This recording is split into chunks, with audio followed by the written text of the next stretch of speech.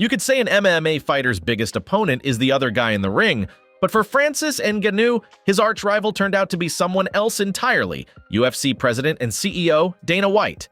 To be fair, Dana's been an absolute godsend for MMA. Everybody's like, wow, that's the greatest investment in the history of mankind. Well, without him, we wouldn't have the UFC, and the sport wouldn't be nearly as prominent as it is right now. That said, quite a few fighters have complained about the league having a toxic, exploitative environment. And remember, they're going to be saying a lot of things. They're going to be trying to bash me, to devalue me. Unfortunately for Dana, he had a reigning heavyweight champion that refused to take it lying down. Here's how Francis Ngannou defeated Dana White against all odds. It all started with his sudden departure, or should I say ouster, from the UFC.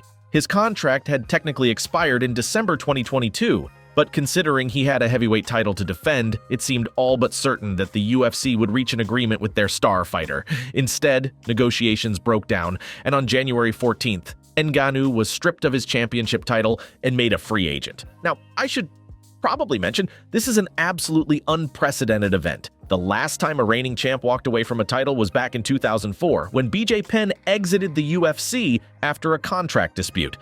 That time around, the desertion didn't last very long. Penn returned to the octagon shortly after, and loved it so much that it took an 8-year-long winless streak to finally get him to retire. So what exactly happened here? Well, if we're to believe Dana White's version, Francis left because he wanted easy fights. He pointed to his knee surgery, age, weight, and really anything else you could think of. Anything that'd make you believe that Ngannou wouldn't have been ready to go up against Jon Jones in March, but that was just the tip of the iceberg. White went on to say that he offered Ngannou the most lucrative contract in the company. we offered Francis a deal that would have made him the highest paid heavyweight in the history of the company. More than Lesnar, more than anybody. And he turned the deal down, Suggesting that the fighter only refused because he didn't want to take any big risks at this stage of his career. Now, a journalist asked him if there were any other factors at play, something other than money perhaps, and Dana's answer was a straight-up no. By that point in the conference, people just wanted to know if they'd ever see Ngannou in the octagon again, but Dana just wasn't having it. He mentioned that they'd been negotiating for over 2 years, said it multiple times in fact, and for a while, it seemed like that was the end of that. Small problem though, Dana was lying, and we only found that out when Ariel Helwani helped Ngannou set the record straight in an interview. Basically, Francis had 3 main requests for his contract. None of them involved money, at least not for his sole benefit, and none of them seemed particularly unreasonable. He wanted the UFC to start providing health insurance, give fighters the right to earn outside sponsorships, and most importantly, allow them to have advocates present during board meetings and negotiations. Sounds pretty dang reasonable to me. Hell, it sounds straight up noble. But for someone like Dana White, it was an unacceptable compromise. Dana handled Ngannou's exit with all the grace of a bull in a china shop. That press conference is proof enough, and the guy seemed to think that Francis was done for without the UFC. I know how this story ends. I get what Francis is doing. I wish the PFL all the luck in the world. I wish him all the luck in the world. It's just not what we do here. Now, with that said, Francis wasn't being entirely selfless in the negotiations. He was trying to secure a better deal for himself, too. But again, it wasn't exactly about money. Rather, Francis wanted to add a clause that'd allow him to start a separate boxing career. But Dana refused to entertain the notion.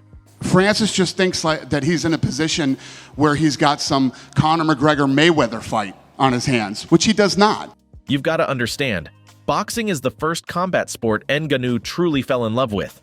He'd grown up dirt poor in a Cameroonian village, never really went to school that much, and to make things worse, gangs around the neighborhood kept asking him to join up. Francis found his escape in the sheer physicality of the boxing ring. By the time he was 26, he decided to head to Europe to join the big leagues, but an unforeseen setback landed him in lockup, and Ngannou ended up broke on the streets.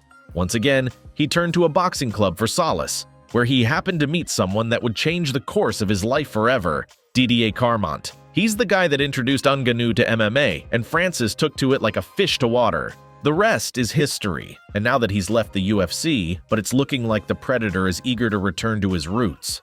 I've got to hand it to him. His foray into professional boxing has been a smashing success. Despite Dana claiming he wanted easy bouts, Francis decided to fight Tyson Fury of all people in his boxing debut. Going up against an undefeated WBC champ was no laughing matter, but it was a bucket list achievement for the Predator. And on October 28th, he exceeded all expectations by taking the fight to the 10th bell. The way he knocked Fury down in the third round made it seem like an upset was on the cards, and while Ngannou lost in a split decision, he landed about 5 more power punches than his more seasoned opponent.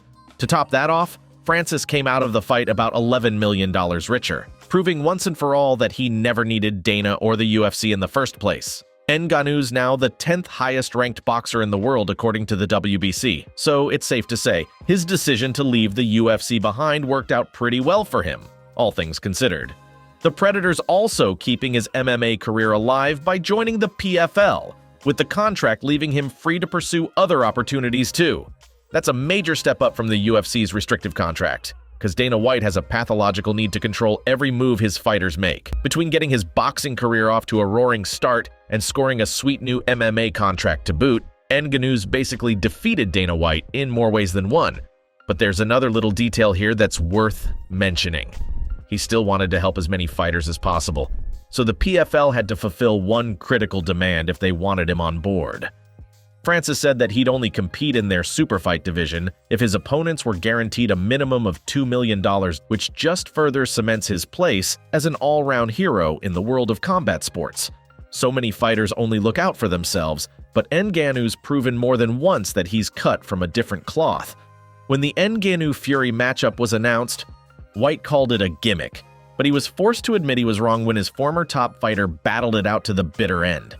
He didn't say it outright, of course, that's way too much to expect from someone with an ego this big. But even so, he acknowledged how crazy Ngannou's performance was, which is a major shift in tone from his previous statements. It's important to recognize this for what it is. Francis Ngannou took Dana White down mercilessly. He did it with a smile, and he won on more levels than you realize. For one thing, Ngannou proved that there's an alternative path to the UFC, and MMA fighters are going to take notice. He also showed that there's value in crossing over to the world of boxing, something that Dana works hard to dispute. After all, boxers get the vast majority of the proceeds from their matches, whereas UFC fighters have to settle for 15 to 20%. More than anything else, this is going to add to the opposition White's been receiving in recent years. In 2022, countless organizations called for him to be fired after he slapped his wife. All the criticism that I have received this week is 100% warranted and will receive. More and more fighters are trying to get out of their contracts, or at least acquire more favorable deals. In all of this commotion, Dana's entire legacy is at risk of slipping through his fingers. Maybe he should have known better than to go up against Francis Ngannou. The guy pulled no punches, came out on top, and potentially started something that'll leave his former boss in the dust. What do you think of Ngannou's victories after the UFC exit? Leave a comment below, and don't forget to like and subscribe. But that's all for today. See you next time. Till then, remember to protect yourself at all times.